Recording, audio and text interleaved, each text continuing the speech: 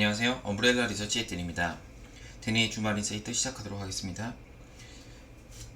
일단 큰 키워드는 중국 인바운드의 조정, 이제 미국과의 수익률, 그러니까 연초 대비 수익률 괴리를 축소라고 제목을 지어봤고요.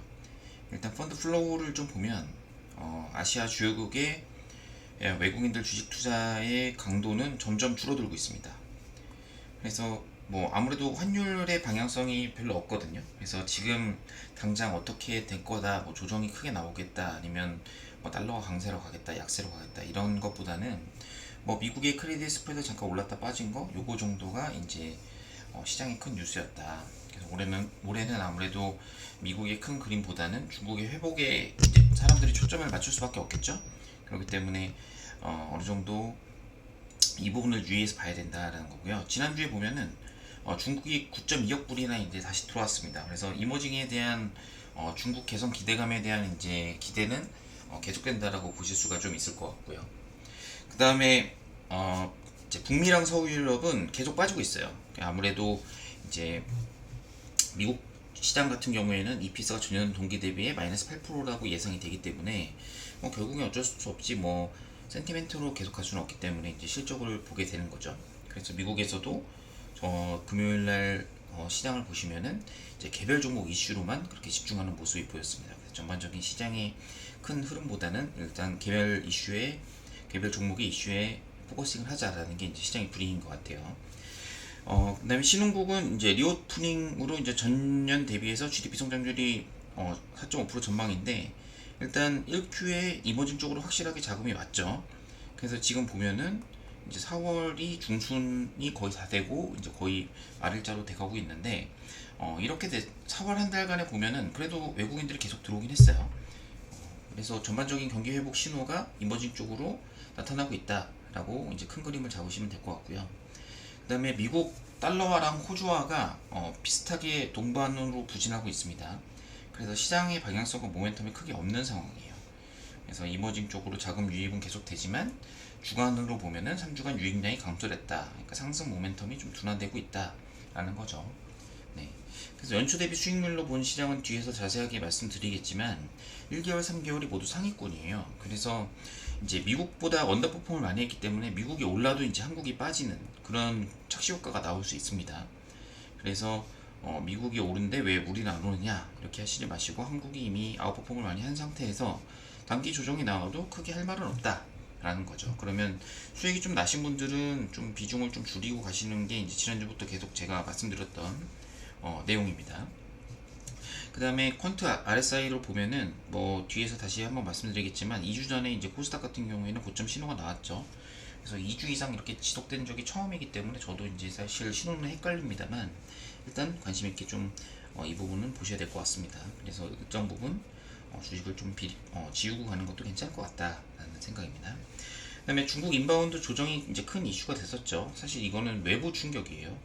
결국 대통령이 미국 방문을 위한 포석으로 생각이 되는데 작년 대비 실적 기저가 낮은 중국 인바운드에 대한 실적 턴어라운드 YOY 그로스에 QOQ 그로스에 대해서 시장이 많이 이제 관심을 뒀었죠. 하지만 이제 사드보다 더 심한 거 아니냐 이런 얘기가 나오면서 이제 카지노, 화장품, 면세점, 뭐 텍스프리 등 뭐 이런 쪽에 관련된 소비재들의 급격한 조정세가 나왔습니다. 그래서 목금 이렇게 이틀 동안 조정을 받았는데 사실 이게 조정이 다 나왔다라고 100% 확신하기는 좀 어려운 것 같아요.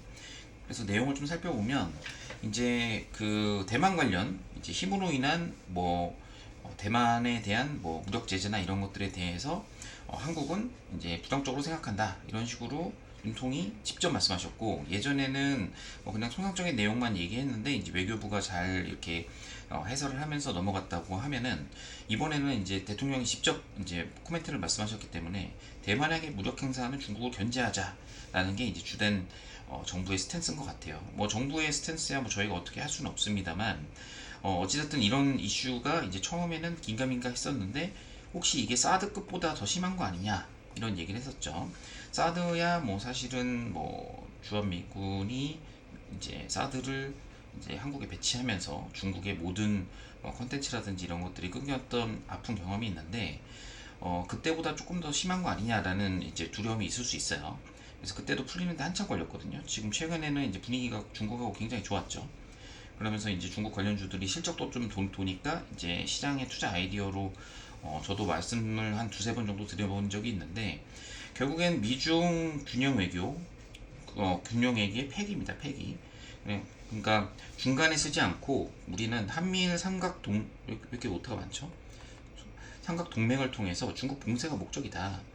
네, 이거를 결국에 정부가 어필하는 것 같아요. 아무래도 그 4월 말에 이제 그 미국을 방문하기 때문에 아무래도 선물 보따리를 좀 가져가려고 하는 목적인 것 같습니다. 그래서 이제 교민 사회에서는 제가 찾아본 뉴스를 좀 찾아보니까 중국 사업에 대해서 접어야 되는 거 아니냐라는 불안감이 확산되고 있다고 해요. 아무래도 사업하시는 분들의 영향이 제일 크니까요.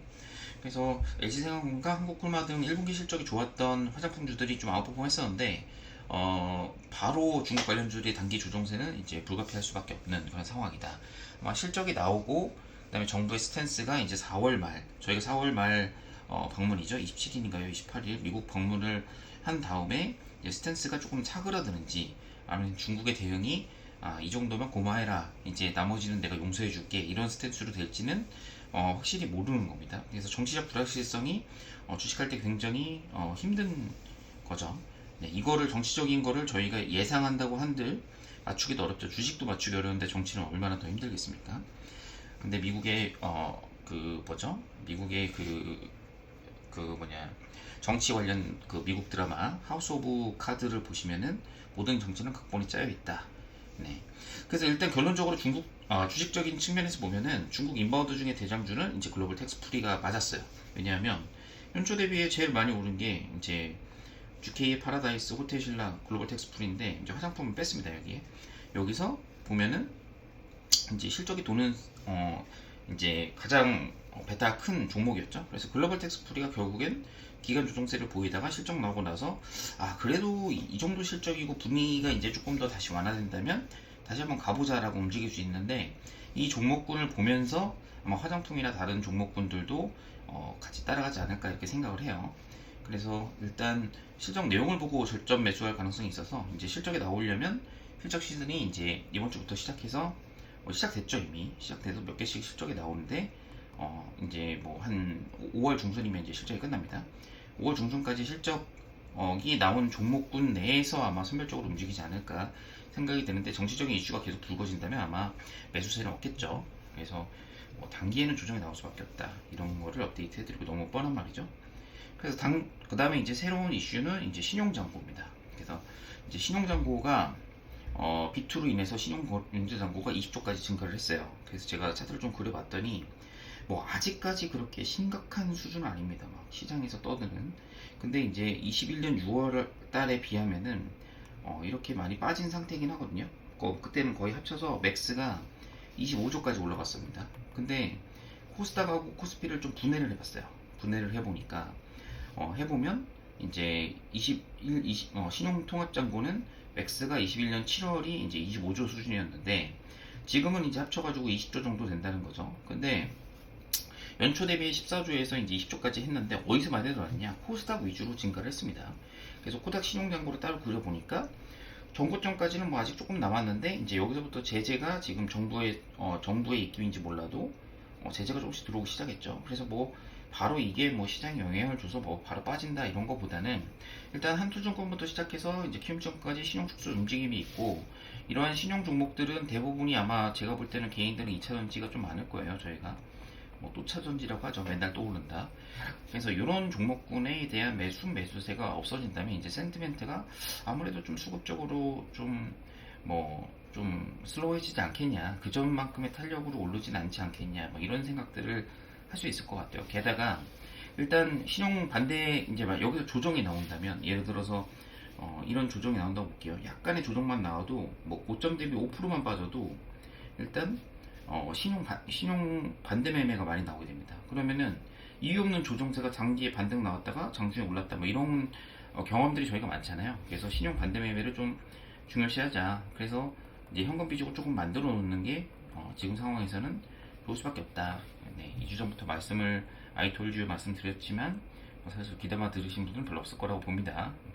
그다음에 중국 경제 회복의 수혜는 이제 IT인가 시크릿컬인가 이제 요 두 가지가 좀 고민이긴 한데 사실 전통적이죠. 이제 전통적인 소비가 도는 거냐 아니면 시크릿컬이냐. 그런데 아무래도 IT는 뭐 미국 쪽이 좀 껴있고 이제 시크릿컬은 중국인데 이제 중국이 이제 중간재나 이런 것들을 계속 이제 다변화시키고 있는 자립 전략을 지금 쓰고 있거든요.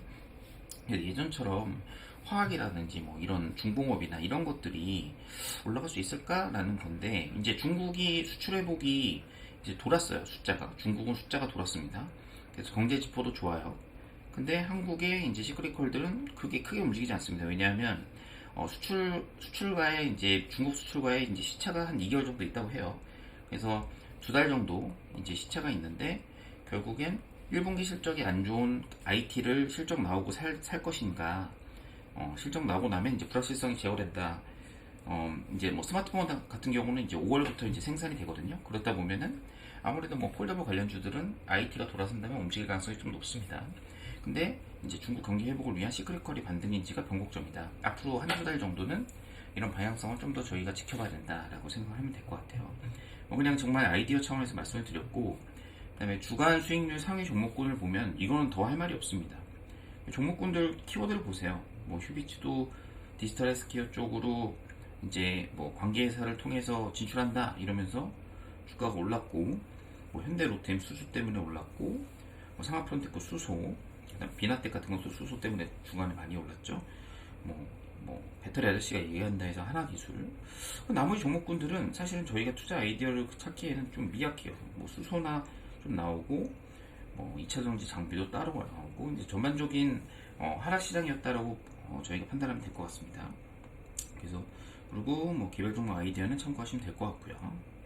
네, 그다음에 컨트롤 시장 읽기 얘기를 보면 제가 드리고 싶은 말씀은 이제 지난주에 고점 대비해서 코스닥이 4% 정도 조정을 받았는데 과연 이게 추세 이탈 시작이냐 아니냐라고 뭐 100% 저희가 확신하기는 어렵겠지만 일단 고점 대비 처음으로 이제 음봉이 났다라는 거죠.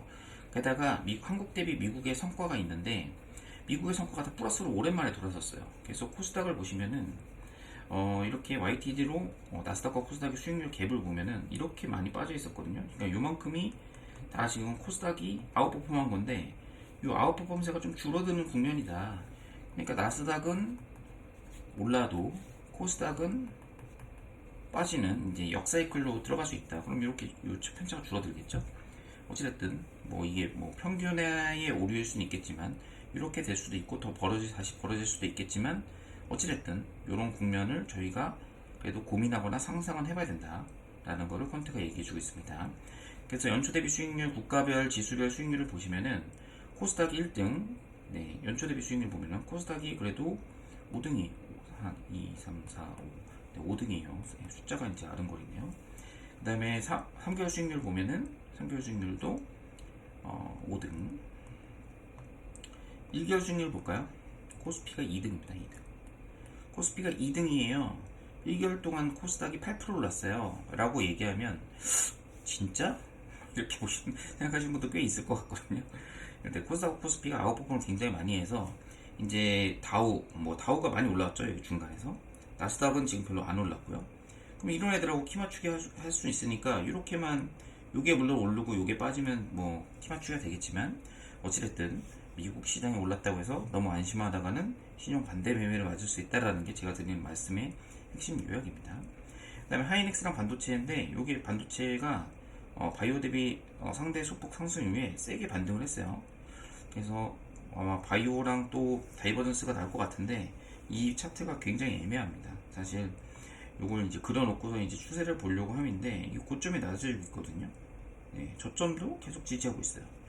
그러니까 뭐 여기서 이렇게 이러다가 이제 이래버리면 이제 드디어 지금 3중 바닥 나왔거든요. 네, 이렇게 나왔으니까 이렇게 되면은 이제 좀 반도체로 이제 가는 거 아니냐.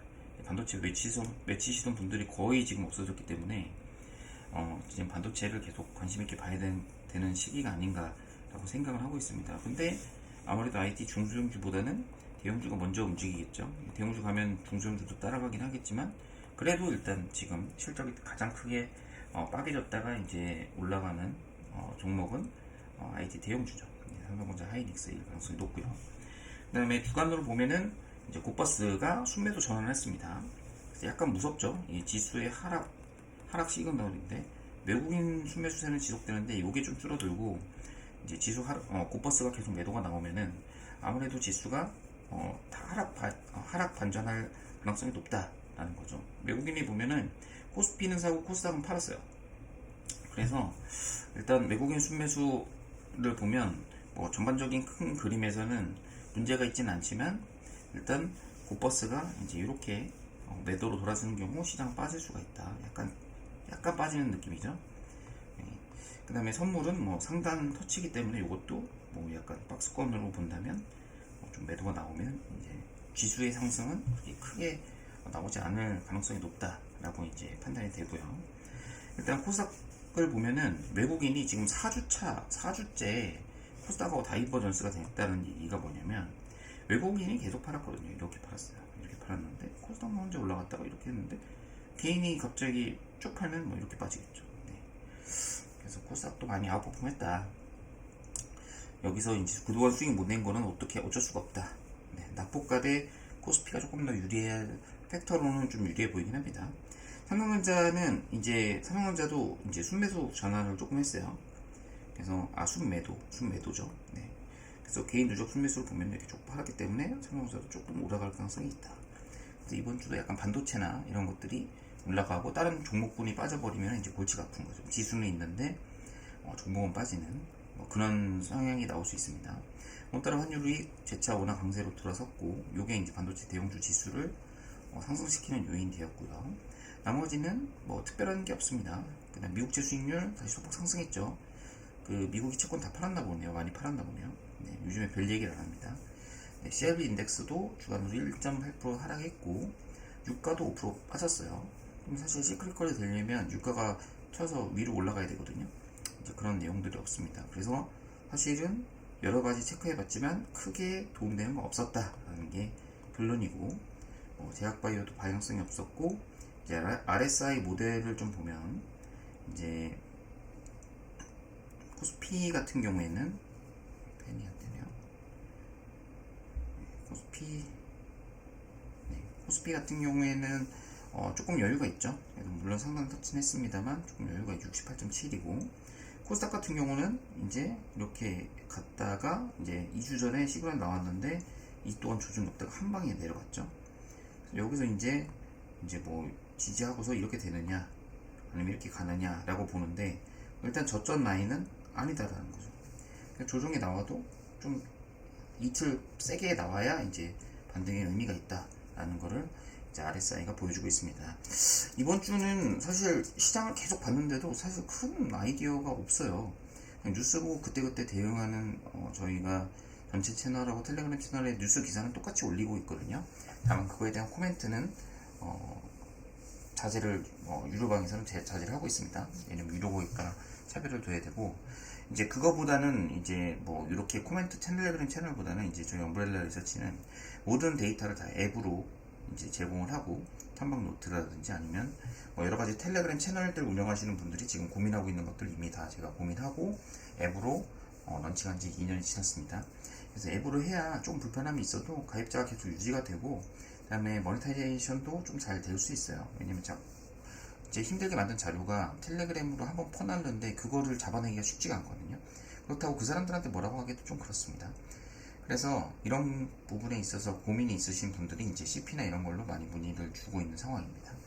네, 다른 증권사랑도 지금 협업하려고 이제 계속 보고 있는데 이제 고객층이 안 맞는 거죠. 이상 뭐 큰 내용은 없었지만 제가 말씀드린 내용이 이제 투자에 좀 도움이 되셨으면 좋겠습니다. 엄브렐라 리서치의 댄이었습니다. 감사합니다.